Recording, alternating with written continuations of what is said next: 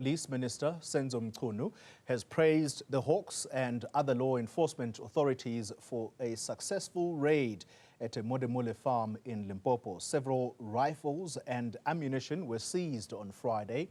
This was at the alleged training facility following a tip-off. Now, the minister says protecting communities remains a key priority. Police are investigating the purpose of the facility. It comes after a suspected military training camp was discovered near White River in Mpumalanga last month, and that's where 95 Libyan nationals were arrested. Let's speak now to security expert Willem Els about this latest discovery. Vellum, good evening to you and thank you for your time. The police, I suspect they want to be cautious around the wording around this latest training facility. By the looks of it, how things were discovered there, in particular high caliber weapons, is it safe to assume that this is yet another suspected military training camp? Good evening to you. Yeah, I agree with you. The police is very cautious with their words. It's because, you know, the investigation is developing, it's ongoing, and as they investigate, they will uncover all the facts, and then they will have to formulate charges if they find that there's a prima facie case against these people, to formulate these charges and then to bring them to court. So that is why the police is quite cautious. Remember, they reacted on a tip-off or intelligence that this was some activities ongoing at this venue, and they had to investigate. So that doesn't say that it is a military or an illegal training camp. So what they will do now, they will of course go and look at there's a shooting range, as we could gather from the footage, and also the high caliber weapons, as you said. So what they will have to gather, they have to understand if the shooting range has been registered, if the company has been registered, what type of curriculum do they present, and has that been accredited by CIRA as well as by SASETA? And then they will have to go to the firearms. Are they legal? Are they illegally in possession of those people? The premises, is the storage, and all of those things. So all of that will be part of the ongoing investigation by the police. Yeah, a news report on News 24 does suggest that a number of these firearms were there illegally. Does it make sense, therefore, for no persons or no person has yet to be arrested? Should there have been someone arrested, at least for the possession of firearms that are there illegally?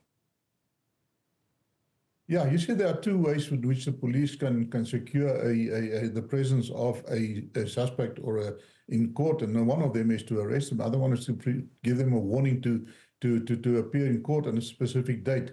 So we don't know whether they opted for that option or whether the misdemeanors or the charges or the illegality of the firearms, how severe that was. There are various penalties, but also there are various charges that can be formulated in terms of the Firearms Act. So it depends on which of those they determined that it was illegal and the severity of it. And then you cannot, for instance, if someone skipped a red robot sentence to 20 years in prison, there must be a balance between that. So because we do not know what the details are that are in possession of the police. We also saw when the police spokesperson was actually interviewed, he was very cautious to go ahead, because on the one hand, they have to do their work and they have to be allowed to do their investigation, but also on the other hand, they open themselves up for civil action if they venture without the margins of the law. So it is a balancing act for them. Yeah. Vellum, let's change tack a little bit. I'd like to profile the people behind these facilities. These are privately owned facilities. What does this tell us about the people behind these training facilities? Are these people with previous military training? Do they possess such skills? And if they do, how dangerous are they for the security of our country? Okay, I think you're touching quite an important point because we must see this as against backdrop that we've got about around 500,000 private security officers in South Africa. That's about 2 to 3 times more than the police and the military combined. So and they need training. They need training on different levels. For instance, a guard at the gate will receive different training from, for instance, a game poacher or anti-poaching warden or a VIP protector. So there are various levels, and these people need training.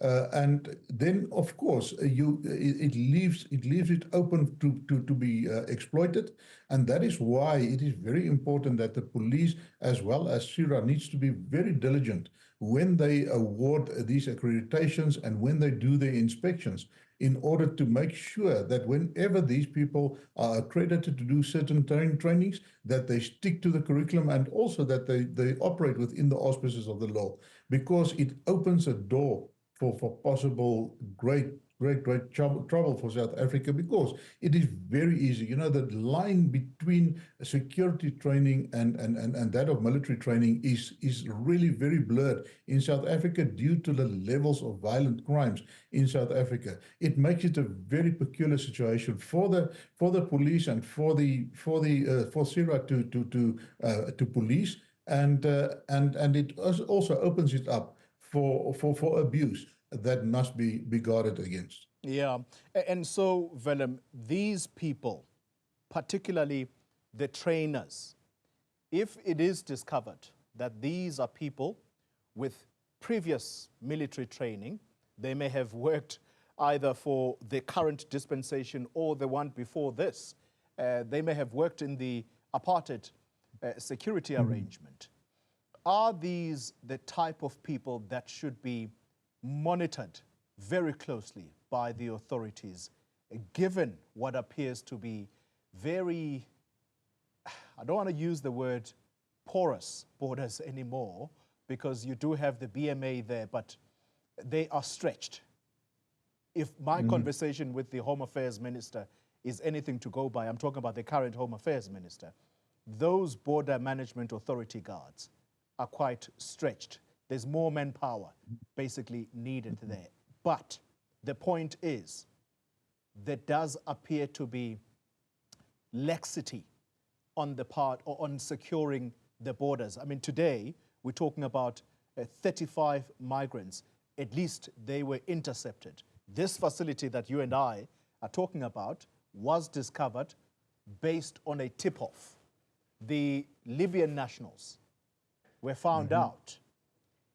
Luckily, not much of the training had gone, or the training hadn't gone that far, but they were here for at least 2 months, going on a third.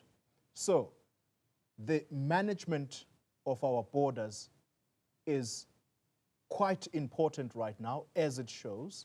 So how intensely should authorities monitor these people who are giving training, military training or security training, whatever you want to call it? But how important is it for our authorities to monitor this?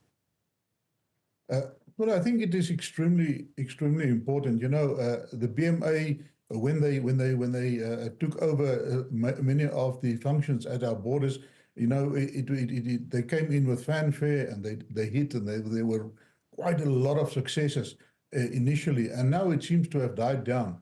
And that can be attributed to quite a few factors, but one of them is corruption.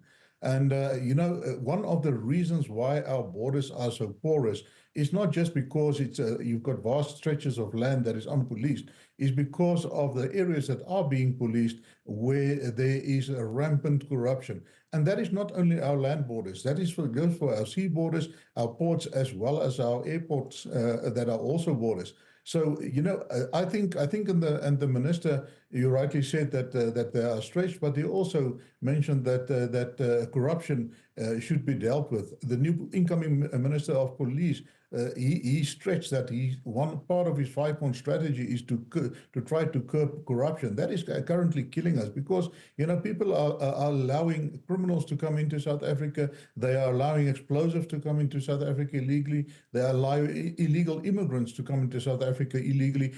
When we do not know what the purpose of those people are. They can come for training, or they can come as criminals, or they can come as terrorists. We don't know. And to allow those people in for a few rand profit from these officials, we really have to up our game at our borders in order to secure our borders better. And it's not so difficult. The Minister of Police mentioned that he wants to make use of technology. We should do the same at our border posts. We should look at body cameras, for instance, that all the officials at the border posts wear body cameras, that they can be monitored remotely. And that will start to curb this unprecedented wave of corruption that is making our porous borders even more porous.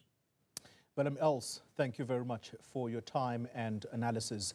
He's a security expert talking to us tonight.